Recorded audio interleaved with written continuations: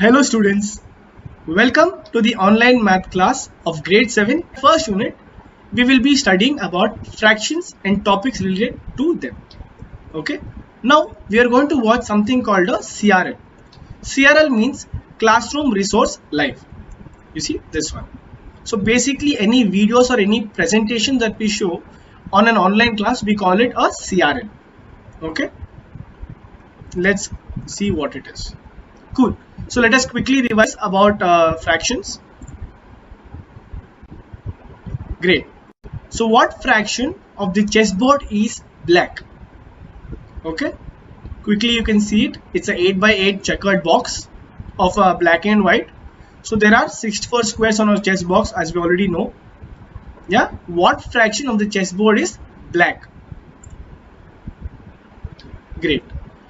32 squares out of 64 squares are black. The fraction of the chessboard that is black is 32 out of 64 or 32 by 64. Okay. Now let's go to the next question. What are the different parts of the fraction called? This should be a very easy one. Yeah, we've already covered in the previous grades. Great. I hope all of you know clearly that the two parts of fraction are the numerator and the denominator.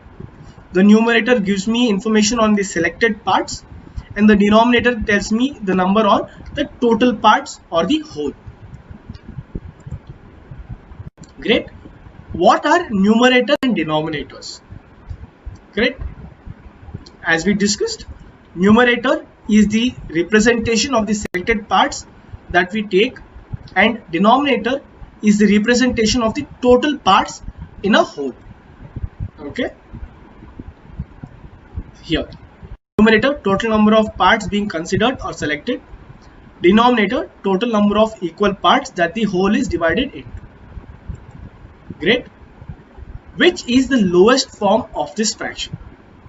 I'll give you a quick 30 seconds to think what is the lowest form of representing this fraction. 32 by 64. Take 30 seconds. Your 30 seconds starts now.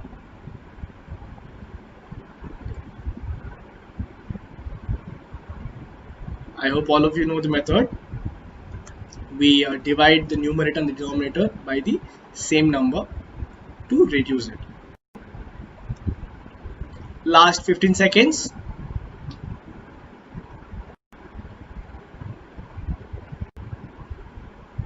Ten, 9, 8, 7, 6, 5, 4, 3, 2 and 1. See, like we discussed, when we divide the numerator and denominator by the same number, we end up with another fraction that is 1 by 2. Great. So the lowest form of this fraction is 1 by 2. Today we will be revising everything we have learned about fractions in the previous grades. This will help us learn new concepts related to fractions in the next coming classes. Okay. Now I want your attention on the CRL or the Classroom Resource Live. So now we are going to revise the concepts that we've learned in fractions so far. So make sure before we start this, you have a notebook, a pen handy with you always. So what we're going to do is we're going to look at some slides. As I pass on through certain slides, we'll have a quick problems where you'll be solving and writing them in the notebook. I'll give you some time whenever we come across such slides. Okay. Great. So think, which of the following are mixed, proper or improper fractions? So we have a set of numbers here, fractions, and we're supposed to divide them into three types: proper, improper and mixed fractions. Take 30 seconds to quickly write this down in your notebook. Okay, your time starts now.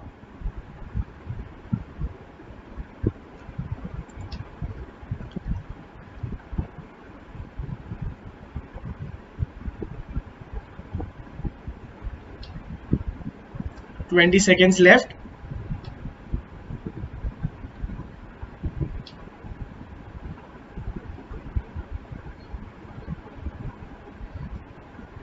Last 10 seconds, guys. This should be very easy. 10, 9, 8, 7, 6, 5, 4, 3, 2, 1. Great. Let's look at the answers for this. Which of the following are mixed, proper or improper fractions? So we've divided them into 3 fractions, and let us see why. I want to just quickly look at some trends that you see here in the numerator and denominator front. Great. So what conditions do we use to divide a fraction into proper, improper, or a mixed fraction? Basically, I look at 2 parameters. I look at my numerator and denominator. If my numerator is lesser than my denominator, as what we can see here, I will call it a proper fraction. Okay. When my numerator is greater than or equal to my denominator, I will call it improper fraction. That is, the total number of parts considered is more than the whole. Okay. Mixed fractions is a combination of 2 different type of fractions. It has a whole number and a fraction, a proper fraction. Whole number is basically a condition when my numerator and denominator is the same. So I'm selecting all the parts, right? Take quick 10 seconds to look at this slide before we move on to the next slide. Great. Yeah. Which of the following types of fractions are greater than or equal to 1? What do you think? Great. Right?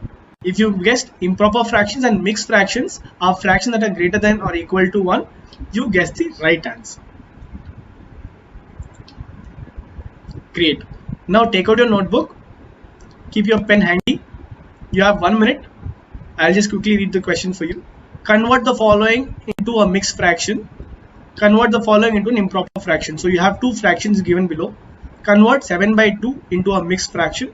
Convert 1 3/4 into a improper fraction. You have 1 minute to solve these 2. Your time starts now.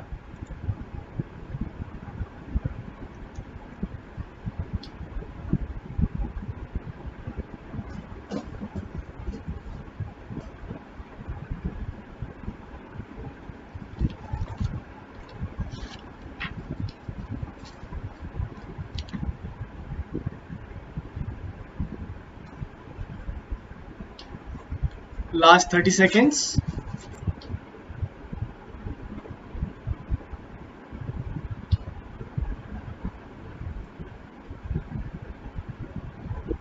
We've already covered all these concepts in our last previous grades, so it should not take you much time. Last 15 seconds.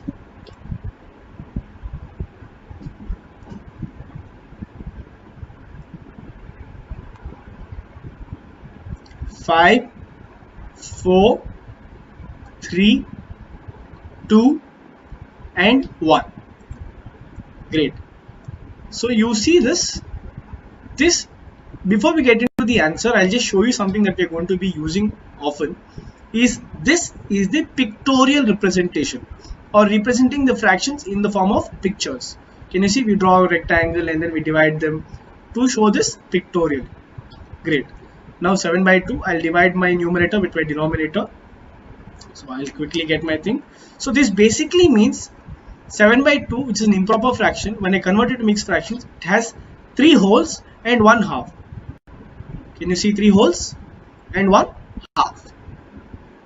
Great. What do you think is the answer for the next question? Does it match with the one you see? Again, this is a pictorial representation. So what we basically did is 1 we represent it as a whole, and 3/4 we represent it in a diagram, right? So because my total number of parts is 4, I divided the whole into 4 equal parts, and then I represented them in a picture. So 1 3/4 is 7/4 in its improper fraction form. Great. Let's go to the next slide. All right. Let us revise our equivalent fractions. So equivalent fractions by definition means fractions which have the same value. Equi means same, valent means value. So equivalent fractions means fractions which may look different because they have different numerators and denominators, but when it comes down to the value, they have the exact same value. Yeah, so let us check. Are 1 by 4 and 4 by 16 equivalent fractions? Take a quick 1 minute and do this. It should not take more than a minute. Your time starts now.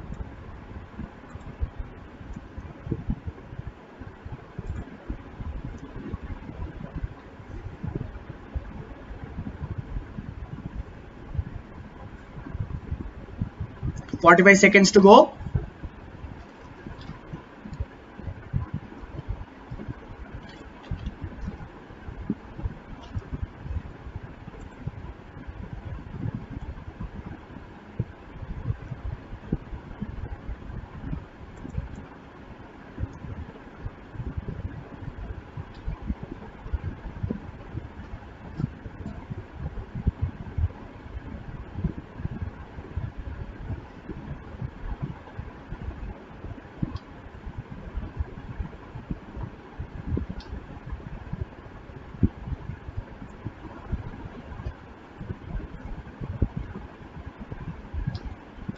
Last 15 seconds.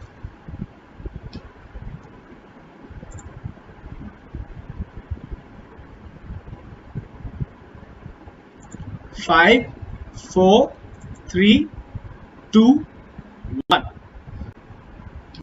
Again, a pictorial representation of my fractions. 1 by 4, I divided my whole into 4 equal parts. When it says 4 by 16, I'll divide my whole into 16 equal parts and consider only 4 of them. Correct? By just looking, I know these have the same value, but how do I prove it mathematically? I divide my numerator and denominator with the same number. Okay, I basically reduce it and then I see if my reduced form is the same. Correct? So 4 by 16 is equal to 1 by 4. So therefore 1 by 4 and 4 by 16 are equivalent fractions. You could also multiply these two with the same number to match the denominator to compare. Like if I want 16 in my denominator, I'll have to multiply my numerator and denominator with 4. That's how I can see if they're equivalent also. Yeah. Find an equivalent fraction of 6 by 10. You will have 1 minute to do this. Your time starts now.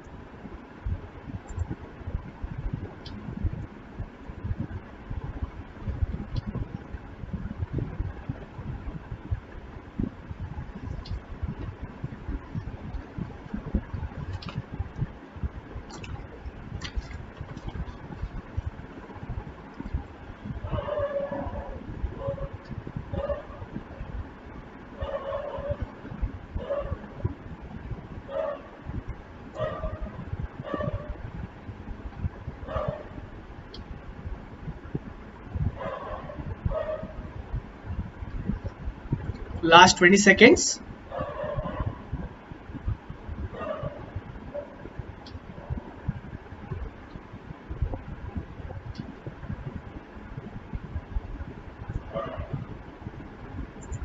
Five, 4, 3, 2, and 1. Yeah, let's check. To find an equivalent fraction of 6 by 10, we can either multiply or divide its numerator and denominator by the same number. Correct? We are either reducing the fraction or we are extrapolating the fraction, but the value will remain the same. So I will divide my numerator and denominator with the same number. I have 6 by 10. Either I can divide both by 2, the numerator and denominator, or multiply by 2, as you all can see. Correct? So 3 by 5 and 12 by 20 are equivalent fractions of 6 by 10. Great. Which fraction is greater out of 5 by 7 and 3 by 7? Yeah, take quick 30 seconds. Yeah, if it helps, you can draw a number line to understand how the fractions are distributed and represented. Last 15 seconds.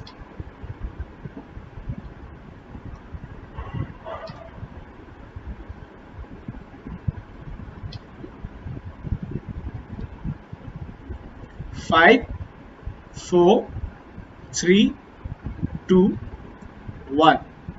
Great. See, now I drew a number line from 0 to 1. 1 is my whole. Because my denominator says 7, I divided them to 7 equal parts, and 3 by 7 is represented here and 5 by 7 is represented here. So by looking at the number line, I know 5 by 7 is greater than 3 by 7. Alright, let's look at the next one. Which fraction is greater out of 6 by 8 and 5 by 7? Very interesting. The denominators are not the same right now. These are not like fractions anymore. Take 1 minute and then quickly read this. Solve this problem in your book. Your time starts now.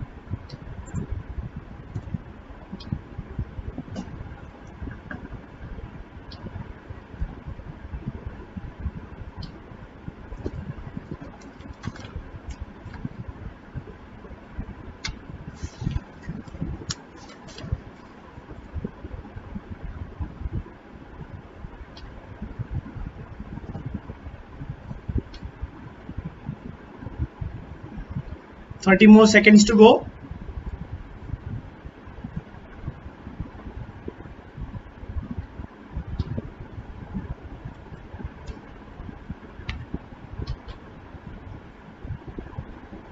Ten, 9, 8, 7, 6, 5, 4, 3, 2, and 1. Great. Let's look at the answer. So basically, when I have two unlike fractions, that is the denominator is not the same, my first job is to convert them to a like fraction, that is converting the two fractions into equivalent fractions such that the denominators are same.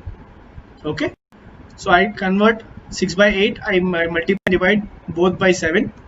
The same thing I'm doing with 5 by 7 with 8, so that my denominators matching. So I am only comparing my selected parts or my numerators. So clearly from this I know 42 by 56 is greater than 40 by 56. 42 by 56 is an equivalent fraction of 6 by 8. 40 by 56 is an equivalent fraction of 5 by 7. So 6 by 8 is greater than 5 by 7. One common mistake we tend to do here is we either consider just the numerator or just the denominator. We cannot consider only the numerator or denominator if the fractions are unlike fractions. Great. Let us recap the addition and subtraction of fractions. Now I have two problems on the screen. I will give you 1 minute. I want you to quickly solve these two fractions. Okay, these two problems, and then be ready with your answer. You have 1 minute, and your 1 minute starts now.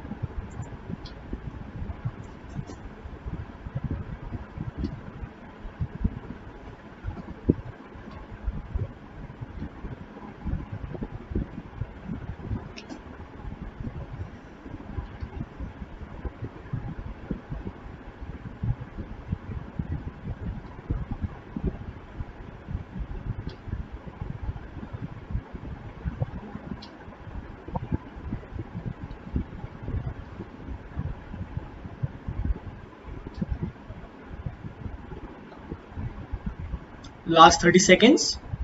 I hope you moved on to the second problem. This one.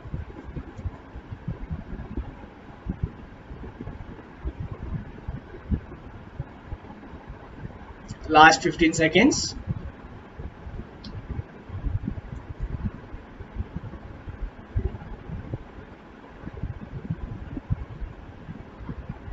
Five, 4, 3, 2, 1. Great. Let us check out these answers. Yeah. So these two are like fractions because the denominator is the same. Yeah. We can add or subtract the numerators. But this won't be the same case if they're unlike fractions. Yeah. 6 plus 3, 9 by 7. 6 minus 2, 4 by 7. Great. We were just talking about this. I want all of you to solve these two problems. Okay. And you'll have 1 minute to solve these two. Okay, here you'll have to convert the mixed fractions into improper fractions, and I think from there you can take it forward. Your time starts now. Today's class is focusing only on revising the concepts we've learned in our previous grades.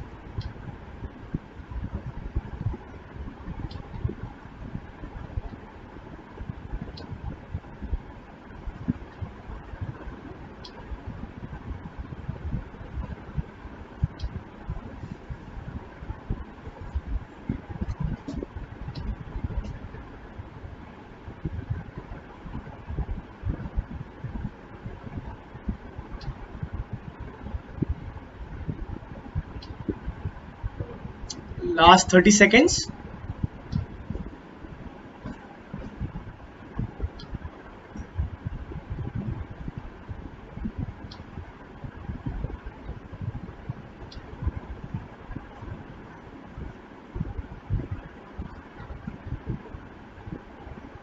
Ten, 9, 8, 7, 6, 5, 4, 3, 2, 1.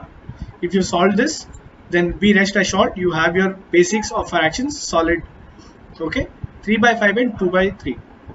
So basically what we're doing is we're converting them into equivalent fractions, right? So that the denominator is the same, and then I can quickly add them because they are like fractions right now. And because this fraction is an improper fraction, that's my numerator is greater than my denominator, I will convert it into a mixed fraction. Yeah, that's 1 whole 4 by 15. Great. Shall we move on to the next one? Yeah. Here I have two mixed fractions. So whenever I see a mixed fraction, my first job is to convert them to an improper fraction. Correct? Then, because these two are unlike fractions, that is my denominators are not the same, I have to make sure my denominators are also matching. Okay, so I'll convert the fraction into equivalent fraction so that my denominators are same.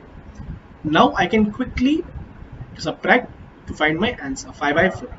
If I have to go one step further, I can convert this improper fraction into a mixed fraction, that is 1 by 4. 1 whole and 1/4 as my proper fraction.